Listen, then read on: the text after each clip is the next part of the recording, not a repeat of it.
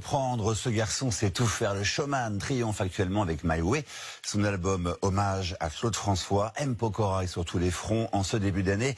Et il est notre invité. En mars, il débutera une tournée dans toute la France. Alors avant de le recevoir, portrait d'un touche-à-tout à qui tout réussit, signé Arthur D.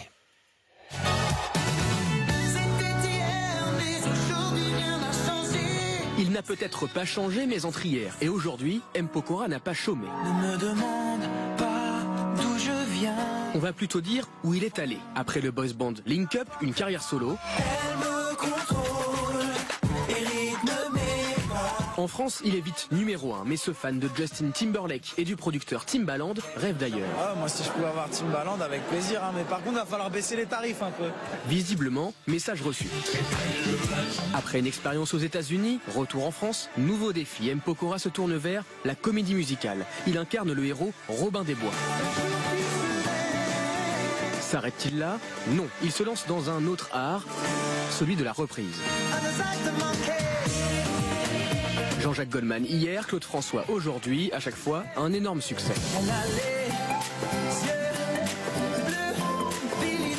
Vous trouvez sa carrière musicale chargée, et pourtant il en a une autre, businessman. M. Pokora a créé une ligne de lunettes pour un opticien et une ligne de vêtements pour sa propre marque. Mais il a aussi dessiné coussins, lampes, miroirs et table basse pour sa collection d'objets déco. Bref, son agenda est bien rempli. Et l'année 2017 s'annonce chargée avec une tournée dans toute la France, d'où la déclaration de l'artiste il y a quelques jours. Il pourrait bientôt faire une pause dans sa carrière musicale. J'irai me coucher dans ce grand lit froid, comme d'habitude. Pokora nous a rejoint sur ce plateau. Bonsoir, Matt, merci d'être là et d'abord bienvenue. Plaisir. Alors c'est quoi cette histoire? Vous parlez d'arrêter la musique, c'est vrai ou c'est Non, mais je répondais à une question, on me disait qu'est-ce que vous allez faire après cet album. Je dis, Ouais. vu l'énergie que ça va me prendre, cette tournée et toutes les dates qu'on a, mars, décembre, je vais déjà me reposer parce que je sais pas dans quel état je vais finir l'année, mais à mon avis, je vais laisser beaucoup émotionnellement et physiquement. Mais vos fans refusent que vous partiez en vacances, ça c'est une info. En attendant, votre disque My Way, c'est un condensé de tubes de Claude François, bien évidemment. Alors cette année-là, Belle Belle Belle, Belinda, évidemment, comme d'habitude. Et c'est laquelle votre préférée? Ma préférée, c'est pour moi, c'est cette année-là, et parce que c'est pour ça que j'ai voulu la sortir en premier single. Et il y en a une que dans l'album que j'aime beaucoup, que je connaissais pas avant, qui s'appelle Toi et le Soleil. D'accord. Et du coup, c'est une de mes préférées sur l'album. Vous avez tout réorchestré, faut préciser. Ouais, on a pour tout ceux qui n'auraient réorchestré. pas encore Je me entendu. suis beaucoup inspiré des versions de la Motown, des lignes de basse, des riffs de guitare pour après partir sur mes versions. Alors plus de 400 000 exemplaires vendus. Est-ce que honnêtement vous vous attendiez à un tel succès? Ah, aussi vite, non, je m'attendais pas à ça. À 400 000, c'est ce que j'aurais espéré au bout d'un an d'exploitation. Ouais. On l'a fait en 2 mois, c'est incroyable. Après, en même temps, je pense que voilà, les gens ont besoin d'ondes positives, ont besoin de se divertir, et je pense que cet album-là permet aussi à toute la famille de se réunir autour d'une chanson et de partager un moment ensemble. Et c'est ce que j'ai l'impression quand je vois les gens sur les plateaux télé. Et voilà, j'ai l'impression que vraiment plusieurs générations arrivent à se retrouver sur cet album. Intergénérationnel, puis vos cheveux blonds maintenant, c'est Ouais, ça change. Vous êtes le nouveau Claude François, ça y est, c'est vous les yeux bleus, la chevelure blonde. Alors on l'a vu, vous diversifiez aussi vos activités dans la mode et dans la décoration.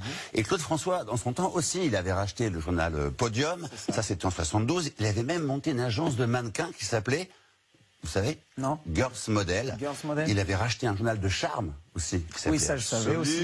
Et il faisait des photos, le coquin, sous le pseudonyme de Ça, je sais pas. François Dumoulin. François Dumoulin. Ça vous inspire quoi?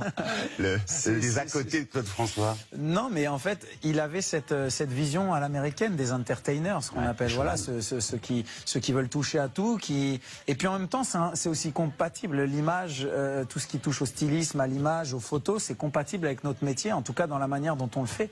Donc moi, c'est pas des choses qui me choquent, puisqu'en fait, moi, tous les Américains, les artistes anglo-saxons, sont toujours ceux qui m'ont inspiré, leur manière de mener leur barque. Pour vous, c'est un tout. Alors, c'est quoi vos points communs avec Claude François? De caractère, par exemple. L'envie toujours de proposer un vrai spectacle aux gens qui viennent nous voir, de faire attention à tous les détails, les chorégraphies, les tenues, les lumières, etc. Enfin, la performance, très vraiment belle faire tenue en sur sorte scène, on précise. C'est Jean-Paul Gaultier qui vous habille. nous a fait toutes les tenues de scène. Ouais. Et c'est vrai que moi, ça me tient à cœur de me dire, voilà, les gens payent pour venir me voir. J'ai envie qu'ils en aient pour leur argent et qu'ils repartent avec des étoiles plein les yeux en se disant, on a vu un vrai show, on a partagé un moment avec lui et il s'est donné sur scène, il a pas, voilà, il s'est pas préservé, quoi. Alors lui, on le disait, Claude François, très autoritaire et très maniaque de l'ordre, très en contrôle et très porté sur les femmes. Et vous, M. Pokora, très en contrôle. Très en contrôle. Partout pareil, sauf que je suis quand même pas, voilà, j'essaye d'être quand même assez cool avec mes équipes. Je suis pas, voilà, je sais mettre la pression quand il faut. Mais en même temps, je pars du principe où si moi je me donne, je travaille énormément, je peux me permettre de demander beaucoup à mes équipes. Ouais. Par contre, si moi je suis là à aller regarder travailler, on vous imagine pas dictateur. On vous imagine non, pas dictateur. Vous êtes sympa avec vos Claudettes. D'ailleurs, comment elles s'appellent? Elles s'appellent les MPs. Les MPs. Les MPs, voilà. Je les ai renommées les MPs. Bah, pourquoi les initiales, voilà. Alors, on vous dit vraiment, je reviens là-dessus, perfectionniste à l'extrême. Ouais. D'où ça vient ce besoin de tout contrôler? De quoi vous avez peur? En fait, j'ai envie de me dire, si je me plante, je m'en prendrai qu'à moi. Ouais. J'ai pas envie d'avoir à reprocher à qui que ce soit, de me dire à un moment, je me suis trop laissé porter et si ça marche pas, au moins je m'en prends qu'à moi. Et en même temps, voilà, j'ai cette envie, j'ai ce besoin, j'aime ça, j'aime créer, j'aime faire la direction artistique de mes spectacles, j'aime me pencher sur les tenues, sur les chorégraphies. Vous veillez surtout, hein, sur tous les détails, ça c'est très important. Et vous veillez aussi sur vos internautes. Vous êtes une des personnalités françaises les plus suivies sur les réseaux sociaux. Quand on a annoncé votre venue, j'ai eu des flopées de questions, mais tellement de questions, j'ai pas pu évidemment tous les mettre ce soir. Ça raconte quoi ce lien avec cette communauté de gens?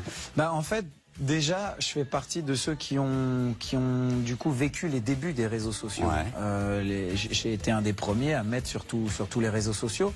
Donc ça fait partie de ma génération et en même temps, le fait d'avoir grandi sous les yeux des gens, le fait d'avoir gagné Popstar à 17 ans et d'avoir grandi sous leurs yeux, il y a un lien qui s'est créé.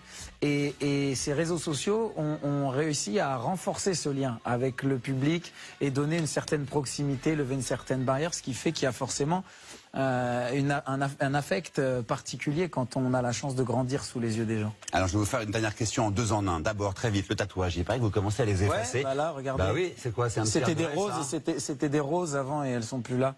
Donc ouais, je commence à les... En fait, moi-même avant, quand on me disait fais attention au tatouage, je pensais que c'était que les vieux cons qui me disaient aujourd'hui c'est moi le vieux con, donc c'est moi qui dis faites attention à tous les tatouages que vous avez parce que vous pouvez vous pouvez les regretter dans quelques années. Le message est passé. On me dit qu'il y a des projets de cinéma dans l'air. Est-ce que c'est vrai ou faux? Oui ou non?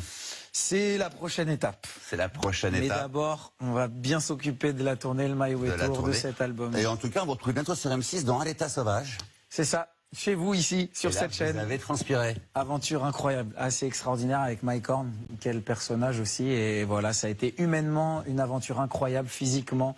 Voilà, aller au bout de soi-même et apprendre beaucoup de choses psychologiquement, physiquement. Et voilà. ça aide à se préparer pour la tournée. Merci beaucoup, Matt, d'être venu nous voir. Je rappelle que la grande tournée My Way, c'est à partir du 3 mars à Nancy, c'est bien ça? C'est à Nancy. À Nancy, jusqu'au 17 décembre, sacré marathon. Voilà, c'était le journal de la rédaction. Merci à tous de l'avoir suivi après scène de ménage du cinéma avec Patrick Bruel dans Le Prénom. Prochain rendez-vous avec l'info demain, le 12h45, présenté par Karine Guilloc. Et je vous retrouve pour le 19h45. Très bonne soirée sur M6.